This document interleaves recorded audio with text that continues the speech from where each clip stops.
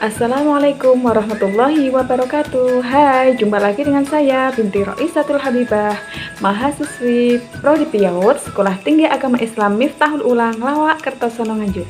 Di sini saya akan mempresentasikan tugas mata kuliah pengembangan kurikulum KB yang diampu oleh Ibu Siti Mahmudah MA. Baik, kali ini saya akan menjelaskan tentang komponen kurikulum.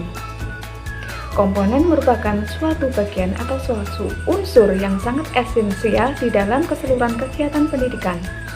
Dan dalam kurikulum itu pada dasarnya terdiri atas 4 komponen yang satu sama lain saling berkaitan. 4 komponen tersebut adalah yang pertama, komponen tujuan. Yang kedua, komponen isi atau materi. Yang ketiga, komponen kegiatan atau metode kegiatan. Yang keempat, komponen evaluasi. Dan saya akan menjelaskan satu persatu tentang komponen kurikulum. Komponen yang pertama yaitu komponen tujuan. Tujuan kurikulum pada hakikatnya adalah rumusan tujuan dari setiap program pendidikan yang akan diberikan dan harus dicapai oleh siswa. Mengingat kurikulum adalah alat untuk mencapai tujuan pendidikan, maka tujuan kurikulum pada dasarnya pada setiap program pendidikan harus merupakan penjabaran dari tujuan pendidikan nasional. Secara sistematis, urutan tujuan adalah sebagai berikut. Yang pertama, tujuan pendidikan nasional, yaitu tujuan pendidikan yang tercantum dalam Undang-Undang Nomor 20 Tahun 2003.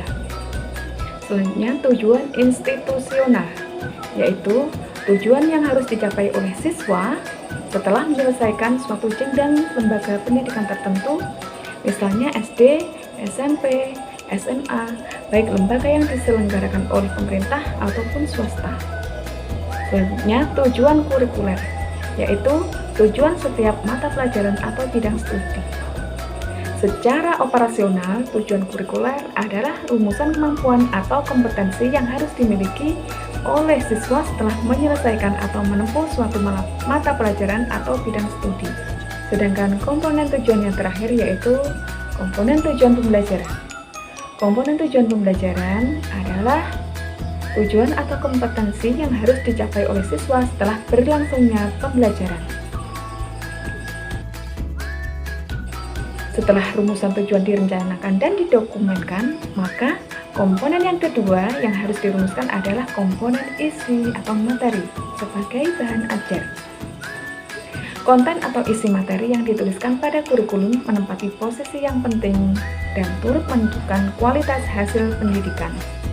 Isi yang menjadi materi dalam kurikulum, ruang lingkupnya meliputi pengetahuan, keterampilan, dan sikap.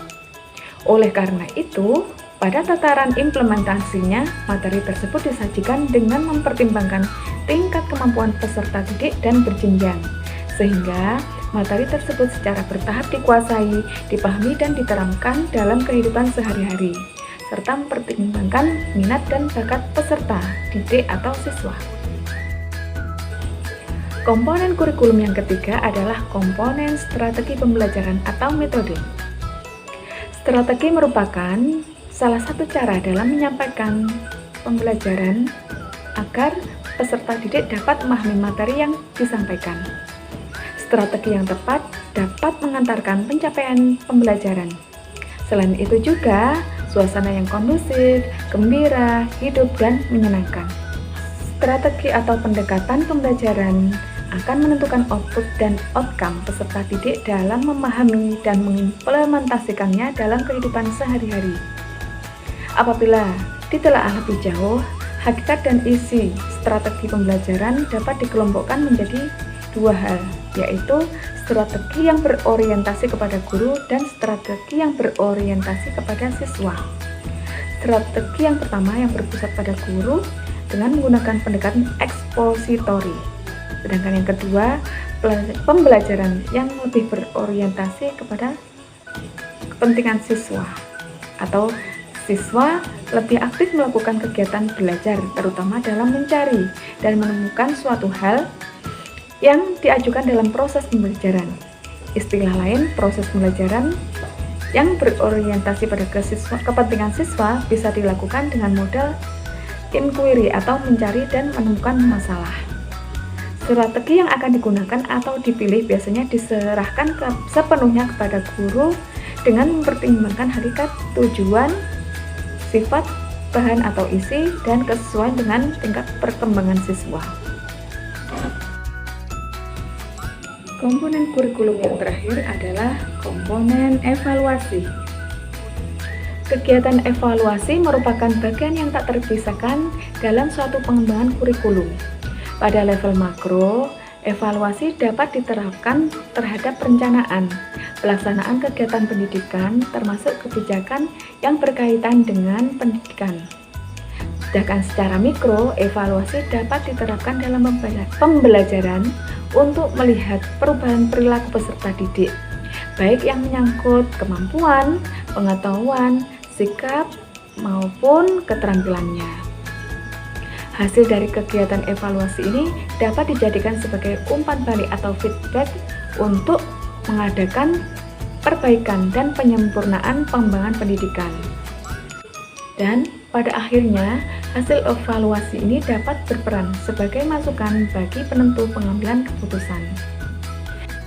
Nah, itu tadi penjelasan tentang komponen kurikulum. Semoga bermanfaat dan mohon maaf apabila ada kesalahan. Kritik dan saran selalu saya nantikan. Akhirnya, ihdinas siratal mustaqim. Wassalamualaikum warahmatullahi wabarakatuh.